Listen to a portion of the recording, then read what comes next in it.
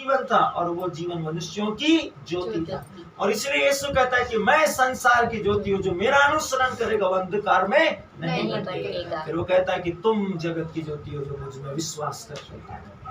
परमेश्वर सर्वशक्तिमान है। वो कहता है आओ हम झुककर दंडवत करें। जब यीशु का नाम आए तो आपके जीवन में विश्वास के साथ आप अपने घुटनों पर आ जाना चाहिए यीशु के नाम के आगे, क्योंकि वो महान परमेश्वर है, सर्वशक्तिमान है। उसके जैसा इस विश्व में कोई नहीं है।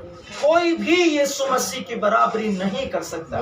इस विश्व में वो महान परमेश्वर है, अपूर्व परामर्शदाता है, वह शांति का राजकुमार है, वह सर्वशक्तिमान है और महिमा के सिंहासन पर विराजमान परमेश्वर की महिमा है, सर्वशक्तिमान है। जब आप उसका नाम ले अपने घुटनों पर आकर उसको नतमस्तक करें, क्योंकि वो महान है, सर्वशक्तिमान है। हमने अभी सुना उसने अपने नाम को, अपने सर्वशक्तिमान नाम को सबसे श्रेष्ठ और सबसे महानतम स्थान दिया है। इसलिए वचन कहता है कि उसके नाम के आगे आकाश, पृथ्वी, पाताल और जो कुछ उसमें है वो घुटने टेक कर उसको दंडवत करती है। हम नतमस्तक, जब हम यीशु का नाम लें हमें नतमस्तक होना है, क्योंकि वो महान परमेश्वर है, सर्वशक्तिमान है। बाइबल कहती है आओ हम झुककर दंडवत करें, अपने कर्ता यहोवा के सामने घुटने टेके। बाइबल इसीलिए कहती है उसकी परिपूर्णता के द्वारा, मसीह की परिपूर्णता के द्वारा हम सबको जीवन पर जीवन और महिमा पर महिमा मिली है। वह यहोवा है।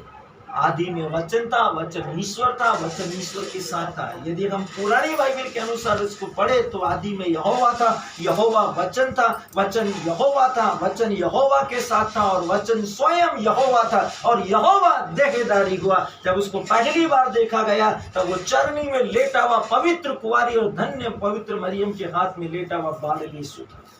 वो यहोवा है, परमेश्वर सर्वशक्तिमान। बाइबल बहुत स्पष्ट तरीके से कहती है, परमेश्वर का वचन कहता है इसलिए हमको उसके सामने झुकना है, नतमस्तक होना है, उसके सामने घुटने टेकना है, क्योंकि वही हमारा परमेश्वर है।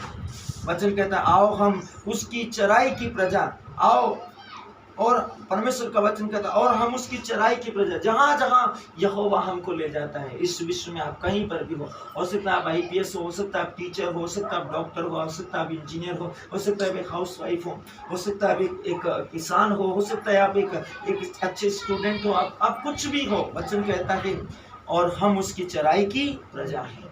चराई की मतलब जहां जहां वो हमको ले जाना चाहता है वहां वहां वो हम उसके साथ में होते हैं। वचन कहता है और उसके हाथों की भेड़, उसने आपको बकरी नहीं बोला, उसने कहा परमेश्वर की भेड़। उसने क्यों भेड़ कहा? क्योंकि वचन कहता है मेरी भेड़ मेरी आवाज पहचानती है, मैं उन्हें नाम से जानता हूँ। आपको हर एक व्यक्ति को नाम से जानता है, वह मेरे पीछे पीछे चलती है, क्योंकि उसको मालूम है कि यह हमारा चरवाहा है और जहां कहीं वो हमको ले जाता है उसकी भेड़ें उसके साथ होती है।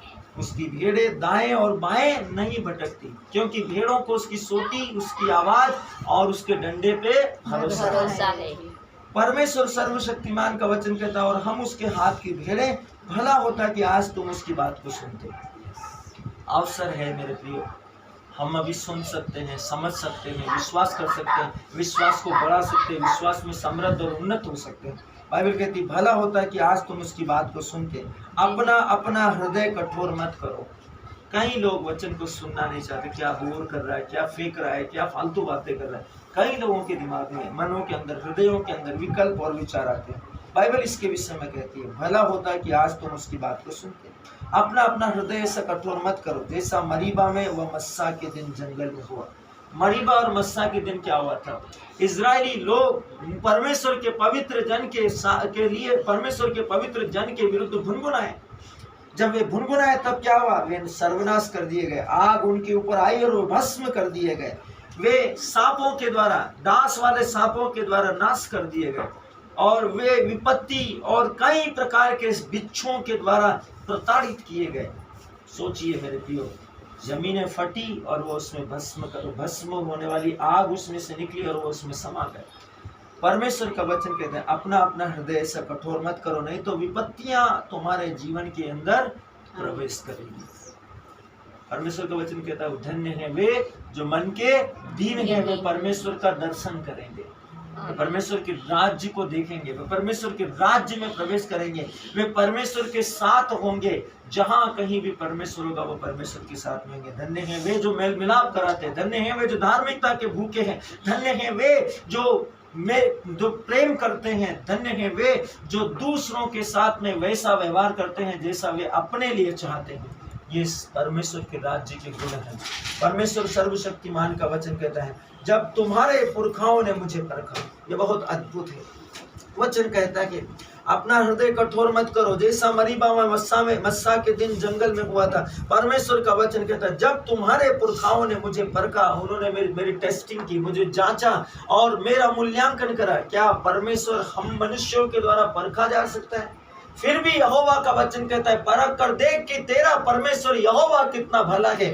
वो आपसे कहता है प्रार्थना कर, और उसके वचन कहते हैं मुझसे मांग और मैं भांति भांति की वस्तुएं तुझे प्रदान करूंगा। प्रार्थना कर, परख परमेश्वर को कि क्या वो तेरे सदाचरण, तेरे भले कामों के कारण तुझ पर करुणा न करेगा। इसलिए परमेश्वर की परीक्षा नहीं की जा सकती, लेकिन परमेश्वर पर अनुग्रह के साथ विश्वास से मांगा जा सकता है। और यहोवा अपनी उदारता से कहता है कि परख, यदि परख सकता है तो परख कि तेरा परमेश्वर यहोवा कितना भला है। लेकिन परमेश्वर ने हमें 10 आज्ञाओं में से तीसरी आज्ञा में बताया है कि प्रभु अपने परमेश्वर की परख नहीं करना चाहिए। हो सकता है कि चीजें, सिचुएशन वैसी हो, लेकिन फिर भी परमेश्वर के सामने नम्र बने। यीशु पत्थर को बोल सकता था। जब लूसीफर ने कहा था कि इस पत्थर से बोल कि ये रोटी बन जाए, यीशु को भी मालूम था वो 40 दिन से भूखा है, 40 दिन से प्यासा है। लूसीफर को, शैतान को भी मालूम था कि वो 40 दिन से भूखा है, 40 दिन से प्यासा है। इसमें कोई गलत नहीं है, दोनों सच्चाई है, दोनों सत्य को जान रहे हैं। लूसीफर को भी मालूम था कि यीशु के लिए कोई बड़ी बात नहीं है पत्थर को रोटी बनाना। ये सच्चाई यीशु भी जानता था, क्योंकि वो सर्वशक्तिमान यहोवा है। लेकिन ये सवाल उठता है मेरे प्रियो, यीशु ने उन पत्थरों को रोटी बनाकर अपनी भूख मिटा सकता था। ये भी सच है, क्योंकि उसको वास्तविकता में उससे भूख लगी थी। लेकिन बाइबल हमें एक बात सिखाती है, लूसीफर ने जो कहा गलत नहीं कहा। मैं इसमें एक सच्चाई को बताता हूँ। परमेश्वर का वचन कहता है आपको किसकी बात सुनना चाहिए, किसकी बातें सुनना चाहिए। परमेश्वर का वचन कहता है परमेश्वर की बातें सुनने में हमारे लिए उद्धार है। वचन हमें सिखाता है प्रभु अपने परमेश्वर की बात सुन, उसकी आज्ञा का पालन कर, उसकी विधियों पर चल, उसके नियमों को मान, तब तू अपने दिन को, अपने जीवन के दिनों को शांति के साथ बिता पाएगा। यीशु मसीह चाहता तो शैतान की बात को मान सकता था, लेकिन शैतान की बात मानने के बजाय 10 नियमों से पहला नियम था प्रभु अपने परमेश्वर को प्यार कर, उसको सारे हृदय, सारी आत्मा, सारी बुद्धि, सारी शक्ति से उसकी आराधना कर और उसी के सामने झुक और उसकी परीक्षा न कर। और वचन कहता है कि मनुष्य रोटी से नहीं जीता।